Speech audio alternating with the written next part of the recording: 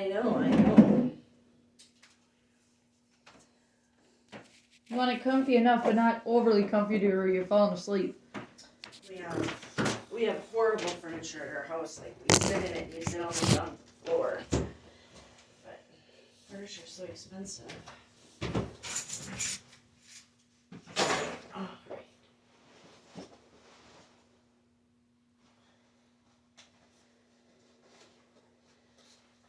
Yeah, when I told you I fell, we were gonna air up my tire to my car. We have one of them charger cable plus air compressor things. Yeah. And I had that in my hand and I slipped and I threw it and busted the cable part. The battery charging part. Yeah. Yeah, because it slammed so hard against the ice it busted. Well, I'd rather throw that versus break my arm on the darn thing falling. Yeah. Did you take any ibuprofen for your back? I toughed it through all weekend. Didn't I, Kelly? Mm-hmm. Sometimes Kelly looks at me. What the heck you doing on the ground? My mom's just sitting there like, Mom, I'm sure she didn't want to go down too, so she just kind of stood there She like. let you go, huh? Well, with her back, we don't need two out. Nope. Nothing worse than back problems. That ice is something this year, and then we're supposed to have 14 inches of snow coming. Is it still coming? Yeah. When is it supposed to start? I heard rain and snow today, and then it's really going to hit tomorrow afternoon. Oh my gosh. See, the scary thought is I have the psych eval Wednesday, so I wonder how that's going to work. Yeah. Especially if this car ain't getting through snow or anything. I'll have to have him drive me down there. As you say, you might have to call your knight in shining armor to come get you. Bring you there. Yeah. Hey, Kelly, give me a ride. My husband's done that before, though. My car won't go through the snow. He's had to bring me to work before. Oh, yeah. Cars just don't like the snow. Trucks do. Yep. Well, had to get up pretty early to come in, too.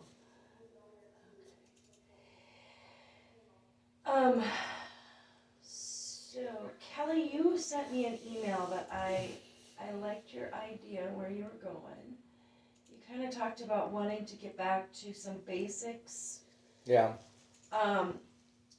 Because for some reason, and I don't know why, and it could be your data has, your positive had gone down since we've been alone, you've been alone in the room, and your negative has gone up a little bit. And I was going back to try to find out what exactly that was on. And a lot of it was like the follow through, the expectations, the routine. So going back and kind of reviewing the beginning isn't a bad idea. I wanted to just see where you are.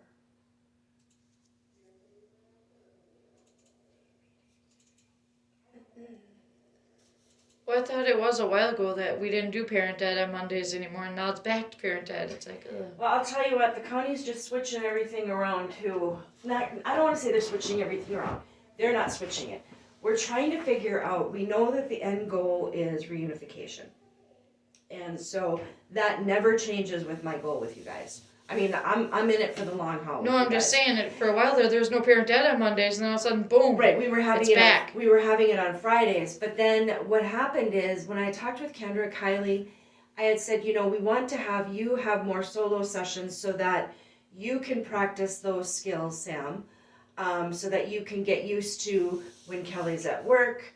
I can present the data and say, hey, Sam has these skills generalized, she's able to do them, which meant taking off a Friday session and bumping it to an afternoon, just to see if there'll be a little difference with the kids. Coming in, it's different afternoon time.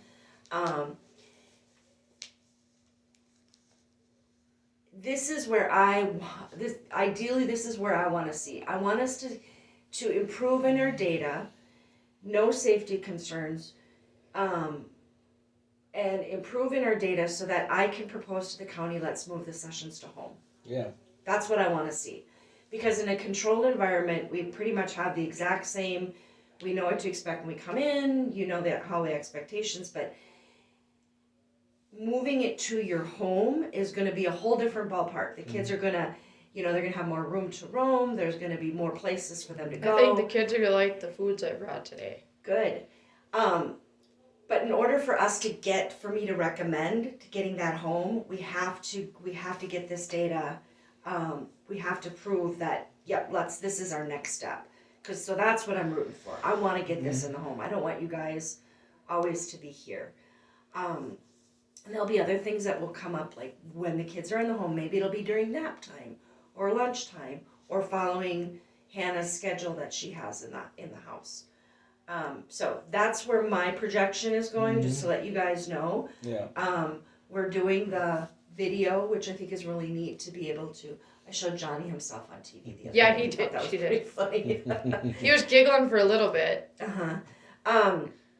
So there are a few things that I wanted to bring up. So Sam, the last 2 solo sessions, you've had safety concerns of choking with Tiffany. I had to go in. Remember, you've given her a lot. Like, I think you gave her a whole banana both times. I wasn't even paying attention to the banana. Exactly. Like you said, that's tricky. Yeah, exactly. So what she did was she shoved the whole thing in her mouth, had the big chipmunk. Then after you corrected me, like, oh yeah. Yeah, but that was 2 days in a row. We have to really watch those safety concerns, especially with Tiffany. One of the things that, we have new booster seats. We have 2. So if you want to put Tiffany in a booster at the table, however you're going to do it at home, if that's what you're going to do at home, try it here. We just got them in on Friday. Nice. One of the things that we did on last week was when Sam was at the table with Johnny, Tiffany was kind of off on her own where she normally sits. We brought her up to the table to have more visual, so that you could see her and that also she could be included in it. Like you said, there's nothing wrong with that. It's just showing and... I really, really need you though, Sam.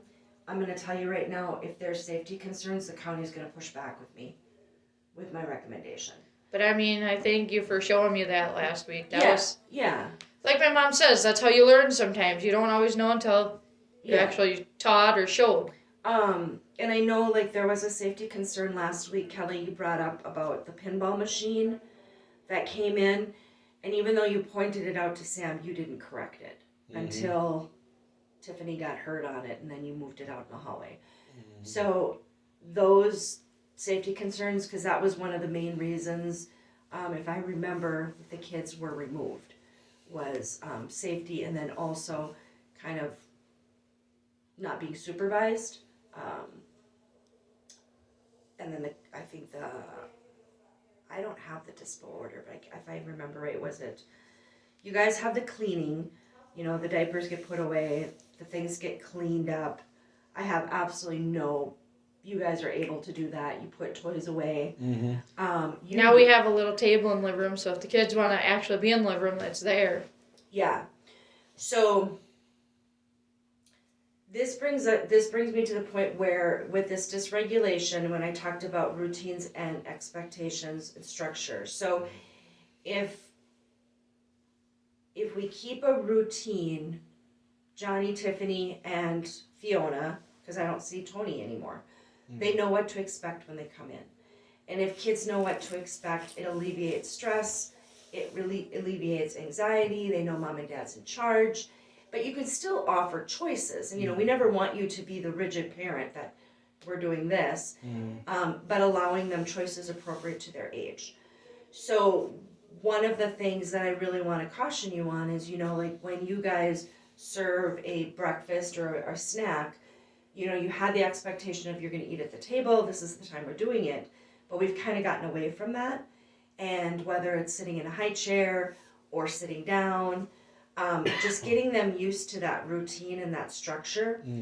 The other thing that I really want you guys to do is, you're good, Sam, this is a strong suit of you. You can initiate play and kind of give them choices. Do you want to do this? Do you want to do that? But it's more of a forced choice. What I observe, Kelly, is you are a great dad, but you also tend to be more of a permissive parent.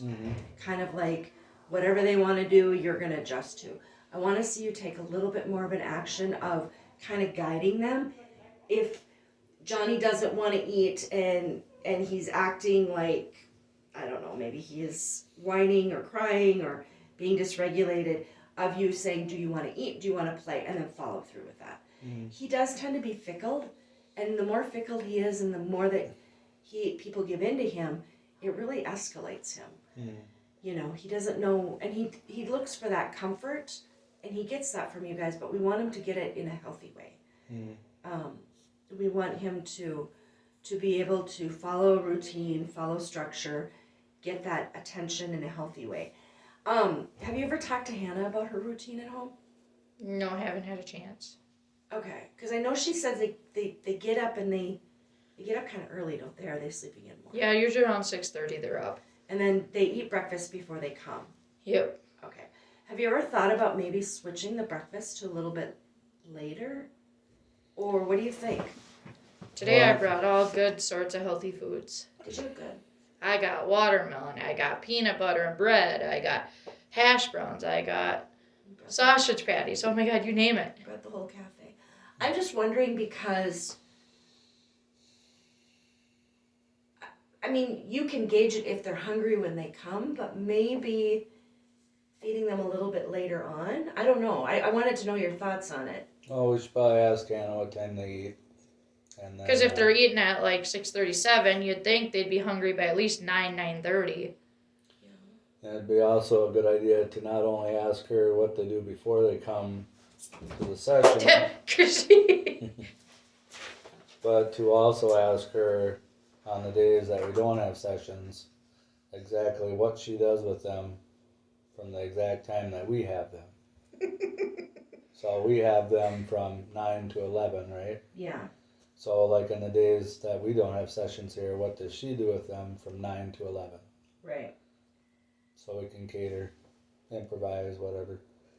I'm wondering too how it's going to work. So if we have a goal of moving it to the home, I know the kids do take naps, right? I know she said they take naps. I believe so, yeah. Do you have, how is the house set up? Do you have? We have my mom's bed, Fiona's bed. We gotta get that one bed back on the top bunk. And that's about it. Well, he's not gonna be on the top bunk anyways. No, I'm just saying we still should put it up Should there have one up there, to make it look nice. yeah. For safety. Yeah. So yeah, we have two bedrooms. One's for the boys, one's for the girls. So one could be for Johnny, the other could be for Tiffy. So they can take naps. Yeah. Like I said, my mom said the girls can share the room with her. I mean, it's just grandma and the girls. Mm-hmm. And then also too, as far as maybe once after we talk to Hannah, because I'm more of a visual person, Yeah. it'd be good to have at least an outline of, you know, what the what'd you call it, the routine. Yeah. So that way we got something visual for me to remember.